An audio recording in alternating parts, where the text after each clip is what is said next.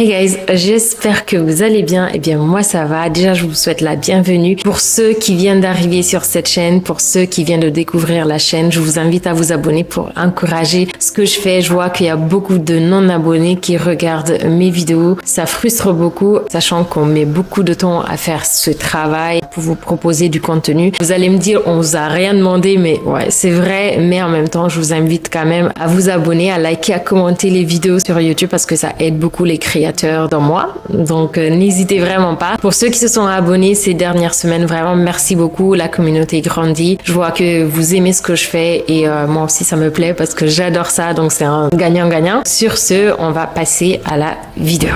Donc, comme promis, aujourd'hui, j'ai envie de partager avec vous les livres que j'ai lus avant et après mon accouchement qui m'ont énormément aidé dans ma préparation à la maternité et pour m'adapter à cette nouvelle vie avec mon bébé, tout simplement. Et il faut savoir que moi, c'est mon premier bébé. J'avais vraiment besoin de lire ces livres-là parce que tout simplement, aujourd'hui, dans la société, tout ce qu'on ne demande pas, on ne sait pas. Tout ce qu'on ne cherche pas, on ne sait pas. On ne nous dit pas vraiment réellement les choses. C'est vrai que moi, j'ai grandi quand même avec des frères et sœurs. C'est vrai que j'étais un peu familière à avoir des bébés autour de moi. Et puis moi, je suis africaine. Vous savez, chez nous, on fait beaucoup de bébés. Donc, je crois que j'ai grandi avec beaucoup d'enfants. C'est même pas je crois. J'ai grandi vraiment avec beaucoup d'enfants autour de moi. Disons que je suis habituée à avoir des enfants autour de moi, mais le mien, c'est la première fois. Voilà, c'est la première fois que j'expérimente vraiment le fait d'avoir un enfant, pas qui t'appartient parce que nos enfants, c'est pas une propriété privée, hein. Juste que c'est un être humain, un individu qui va être lié à toi pour la vie. Donc, c'est ma première expérience et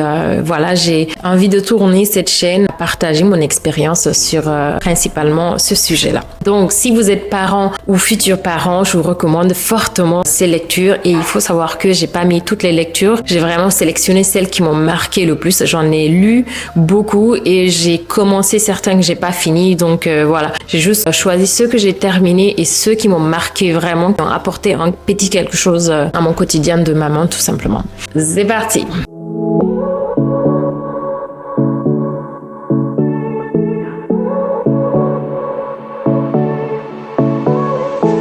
Commençons par les livres que j'ai lus avant l'arrivée de mon bébé.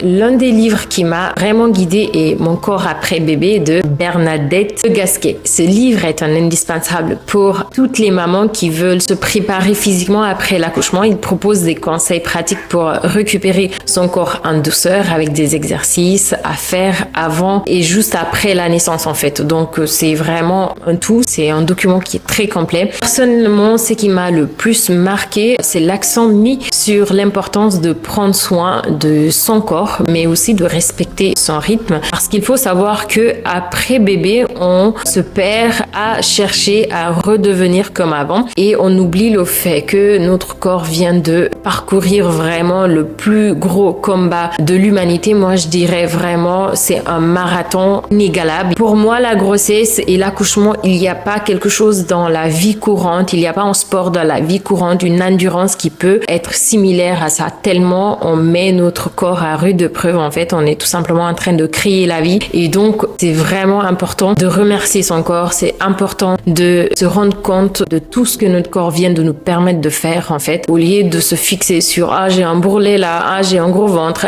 les seins qui tombent, et ci et ça. Donc ce livre vraiment m'a permis de beaucoup me focaliser sur mon rythme en fait. Donc c'est pour ça que je vous propose ce livre parce que vraiment quand j'ai accouché, comme toutes les mamans, j'ai eu un mental super down sur mon corps. J'ai commencé à me poser toutes les questions sur mon corps et puis je me suis rappelé de tout ce que j'ai lu dans ce livre et puis à chaque fois il y avait une lecture qui me revenait, une chose que j'ai vue dedans, que j'ai lu dedans qui me revenait, qui me calmait en fait et qui faisait que je remerciais tout simplement mon corps. Donc vraiment ce livre, pépite. Et puis, on a le sommeil de bébé, ok? Le sommeil de bébé, j'ai commencé à me préoccuper très tôt, avant même le 3e mois, parce qu'en fait, il faut savoir que moi, je suis une personne qui dormait beaucoup à l'époque et je ne suis pas du tout matinale et je sais qu'avoir un bébé, ça casse ce rythme. Et j'avais vraiment, mais vraiment peur de tomber dans un cycle où je dors plus. Je me dis que j'allais perdre la tête, en fait. Donc, j'ai commencé à m'intéresser à ça très tôt. Donc, il faut savoir qu'avant l'accouchement, l'une de mes principales préoccupations, préoccupation, c'était le sommeil de mon bébé. C'est là que le grand guide du sommeil de mon bébé de Caroline Ferriol,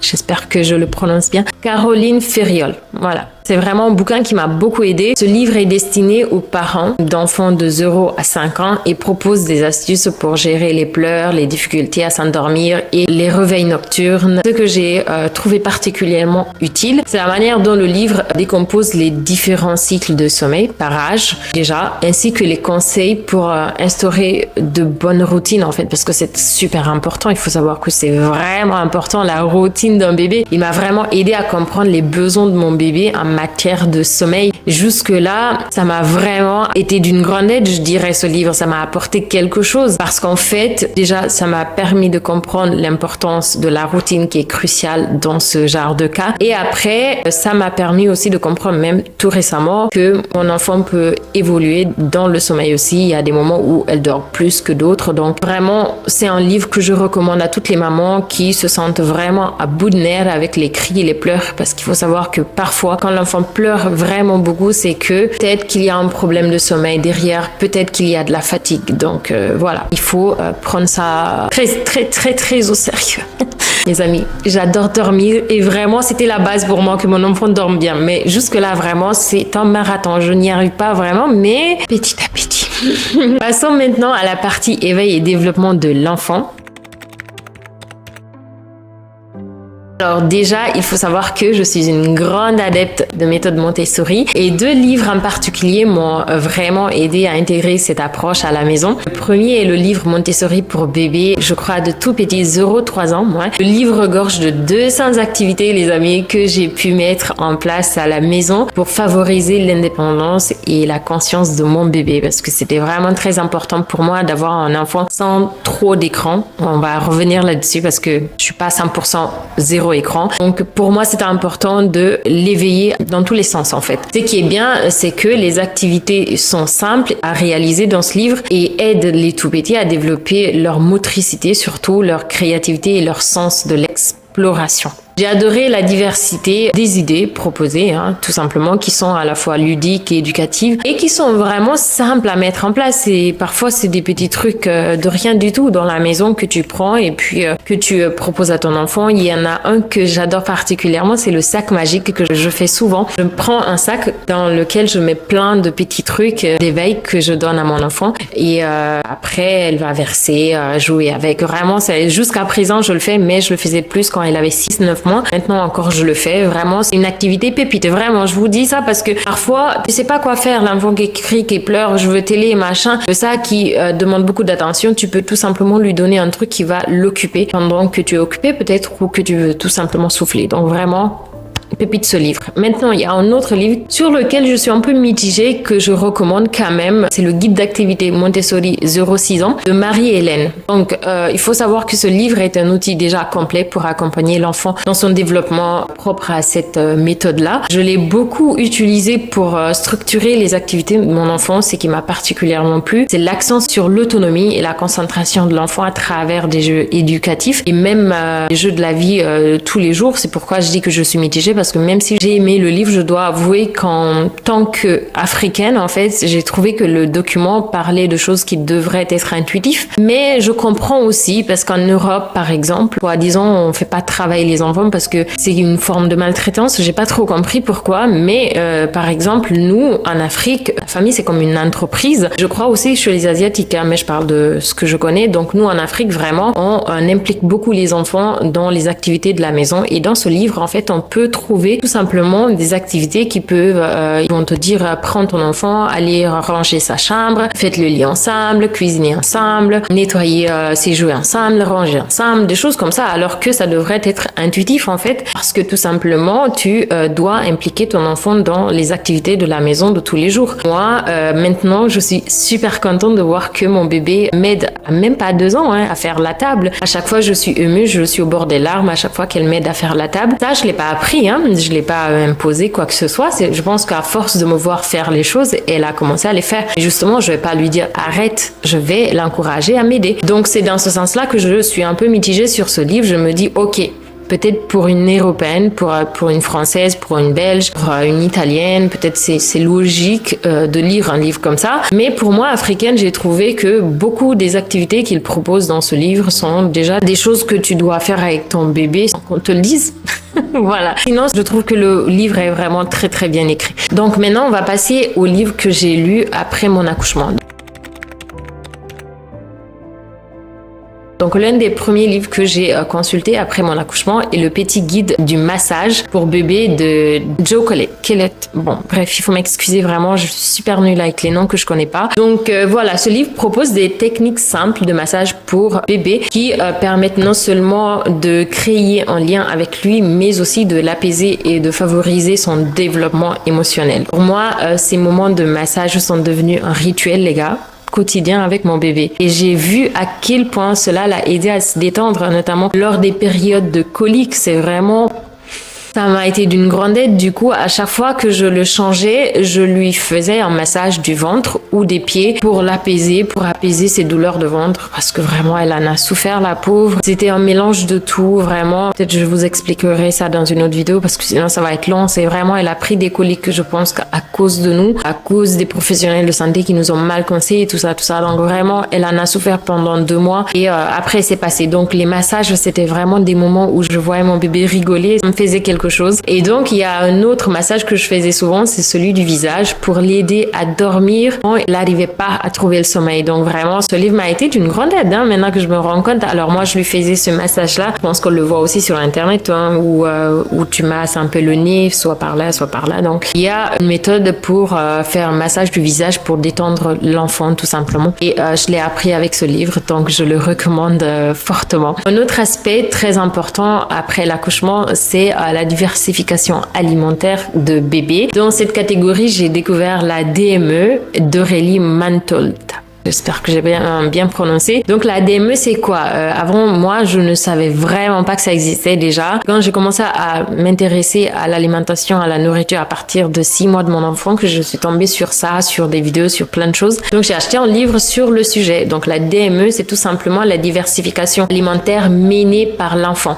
Voilà, c'est ça, DME. Donc, ce livre est un guide complet sur la diversification alimentaire menée par l'enfant, comme je viens de vous le dire. C'est une approche où l'enfant explore lui-même les aliments. Ce que j'apprécie particulièrement dans cette méthode, c'est qu'elle encourage l'autonomie de l'enfant, ok? Dès le début de son alimentation solide, le livre te propose des façons, des manières d'être envers cette nouvelle pratique que ton enfant a envie d'apprendre. Parce que parfois, on se rend pas compte, mais on interfère dans l'apprentissage de nos enfants sans vraiment faire exprès, parce qu'on a envie d'aller vite, parce que si, parce que ça, parce que voilà, on n'a pas envie qu'ils salissent partout. Donc moi, c'est quelque chose que j'ai appris avec ce livre, c'est à me détendre tout simplement, à laisser mon enfant apprendre ces choses-là. Donc je trouve que ce livre vraiment est très très bien, d'autant plus qu'il te propose aussi plus de 50 recettes et idées de menus, tout simplement. C'est qui m'a vraiment, mais vraiment aidé à organiser les repas au tout début, quand elle a commencé à manger, même si vraiment je trouve que mon enfant est un peu particulière sur la nourriture, parce que tout simplement elle a du mal avec les textures, les variétés, les épices, alors que nous on cuisine beaucoup épicé, vous savez. Les Africains sont très épicés dans les nourritures, donc elle est un peu particulière, ok? Donc actuellement, je galère encore à la faire manger. On a dépassé la DME avant de goûter un peu de tout. Maintenant, elle fait une fixette sur les pâtes à la crème. Donc elle passe son temps à bouffer des pâtes à la crème, même si je comprends aussi un peu quand tu as les dents qui sortent et que tu as mal tout le temps. Je pense que tu n'as pas envie de manger non plus épicé ou des choses qui te font mal. Donc elle a un peu stoppé la découverte. Elle est un peu en mode, elle repousse presque toutes les nourritures. Je suis encore dans l'incompréhension de ce bébé. Ou de tous ces livres, je suis encore dans l'incompréhension. Mais vraiment, je vous avoue que ce livre de 6 à 9 mois m'a été d'une grande aide. Voilà. Donc, vraiment, ce sont les seuls livres, que j'ai terminés déjà et qui m'ont vraiment marqué. J'en ai 2 autres que j'ai terminés, mais qui ne m'aident pas vraiment d'être cités parce que c'est les mêmes choses, les mêmes sujets, qui presque des copier-coller. Voilà. Donc, ce sont les livres qui m'ont accompagnée dans ma préparation à la maternité et dans mes premiers mois en tant que maman. Ils m'ont tous apporté des conseils précieux, que ce soit pour le bien-être de mon bébé, son sommeil, son alimentation ou encore son éveil tout simplement. Si vous avez lu certains de ces livres ou si vous avez d'autres recommandations, n'hésitez pas à les partager en commentaire. parce que c'est bien, hein, c'est bien de s'entraider entre mamans. Je trouve ça vraiment mignon. Surtout sur TikTok, je trouve mignon vraiment quand vous commentez et me recommandez des choses ou que vous m'écrivez un message pour me recommander des idées, des concepts ou tout simplement des produits. Je trouve ça intéressant parce qu'en fait, c'est ça, on se crée une petite communauté entre nous et ça fait que on s'entraide entre nous, quoi. Voilà, on fait une sororité et c'est magnifique. Voilà, donc n'hésitez pas à vous abonner une fois de plus, à liker la vidéo pour m'encourager. Donc, faut savoir que c'est super important pour nous, les créateurs, que vous likez, commentez les vidéos. Vraiment, les gars, c'est devenu une chanson, pas besoin de vous le rappeler. Dès que vous tombez sur une vidéo d'une créatrice que vous aimez, la moindre des choses, c'est de liker la vidéo, c'est de vous abonner parce que ça coûte rien, vraiment, ça vous coûte rien à part donc petit plouf sur les likes, les boutons abonnés. Donc, soyez pas radin sur ça aussi, non? On vous demande rien, on vous demande même pas 1 euro. Allez les gars, faites quelque chose quoi. Voilà, sur ce, je vous embrasse, je vous dis merci d'avoir regardé la vidéo et à très bientôt pour une nouvelle vidéo. Ciao. Just watch me breaking, you're falling.